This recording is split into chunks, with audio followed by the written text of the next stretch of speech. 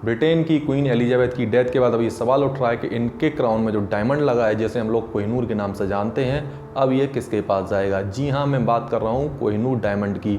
आइए जानने की कोशिश करते हैं इस कोहिनूर की कहानी, यानी कि ये कोहिनूर भारत से इंग्लैंड कैसे पहुँचा।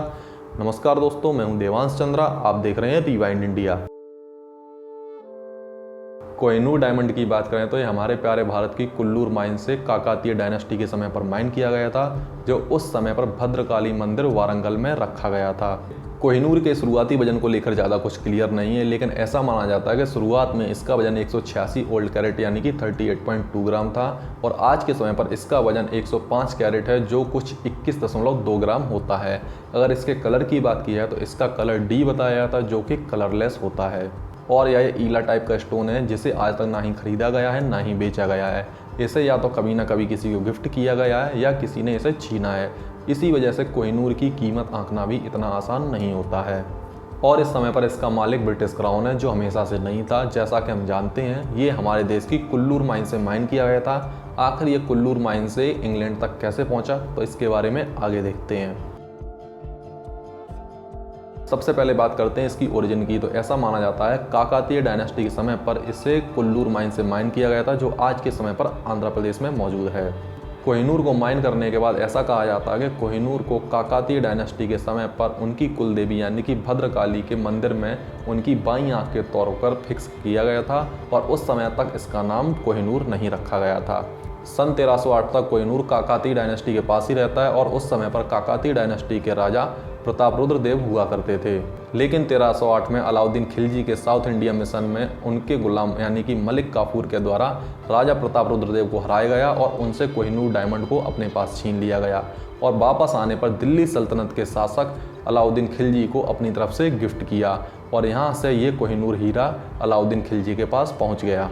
और दिल्ली सल्तनत के शासक बदलने के साथ साथ कोहिनूर भी आगे बढ़ता गया। सन 1526 में जब दिल्ली सल्तनत की गद्दी पर इब्राहिम लोदी बैठा था, उस समय पर बाबर के द्वारा इब्राहिम लोदी को पानीपत के युद्ध में हराया गया, और हराने के साथ ही दिल्ली सल्तनत की गद्दी के साथ साथ उसकी सारी संपत्ति अपने नाम कर ली, और इसी के साथ साथ कोहिनूर हीरा भी इब्राहिम लोदी से बाबर के पास पहुँच गया, जिसके बारे में हमें बाबरनामा से भी पता चलता है। और बाबर की डेथ के बाद ये हीरा बाबर की जनरेशन से चेंज होते होते शाहजहाँ तक पहुंचता है, लेकिन शाहजहाँ इस कोहिनूर हीरे को पीकॉक थ्रोन, जो कि उस समय पर शाहजहाँ का सिंहासन था, उसमें लगवा देता है।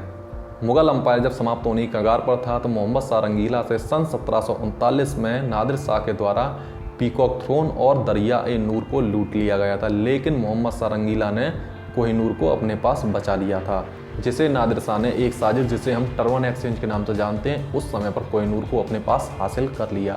हासिल करने के बाद जब नादिर शाह ने इस हीरे को पहली बार देखा, तो उसने इसे कोहिनूर के नाम से पुकारा, जिसका पर्सियन में मतलब होता है माउंटेन ऑफ लाइट। सन 1747 में नादिर शाह ईरान जाता है, जहां पर उसकी हत्या कर दी जाती है, और उस समय पर नादिर शाह के पास ही कोहिनूर हीरा होता है।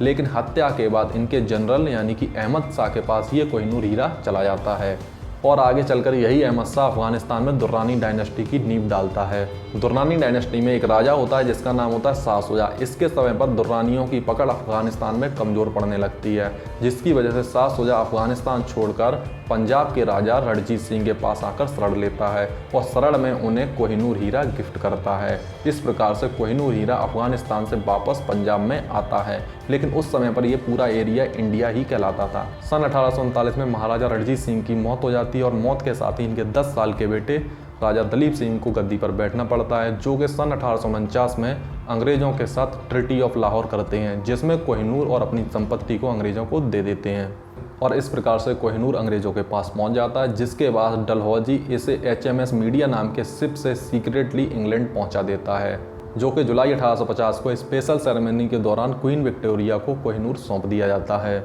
और क्वीन विक्टोरिया के हस्बैंड प्रिंस अल्बर्ट के द्वारा इसकी शेप को चेंज किया जाता है। शेप चेंज के दौरान इसका वजन भी कम होता है, अब नया वजन होता है 105 कैरेट। क्वीन विक्टोरिया से ये कोहिनूर सन 1902 में क्वीन एलेक्जेंड्रा, उनके बाद क्वीन मैरी, और उनके बाद सन 1937 में क्वीन एलिजाबेथ के पास पहुंचता है। आज के समय पर कोहिनूर टावर ऑफ लंदन में देखा जा सकता है, यानी कि काकातीय डायनेस्टी शुरू होकर ब्रिटिश अंपायर तक कोहिनूर कैसे पहुंचा आप जान चुके हैं। आशा करते हैं आपको वीडियो पसंद आया होगा। यदि वीडियो पसंद आया है तो चैनल को सब्सक्राइब करें, वीडियो को अपने दोस्तों के साथ शेयर करें। धन्यवाद।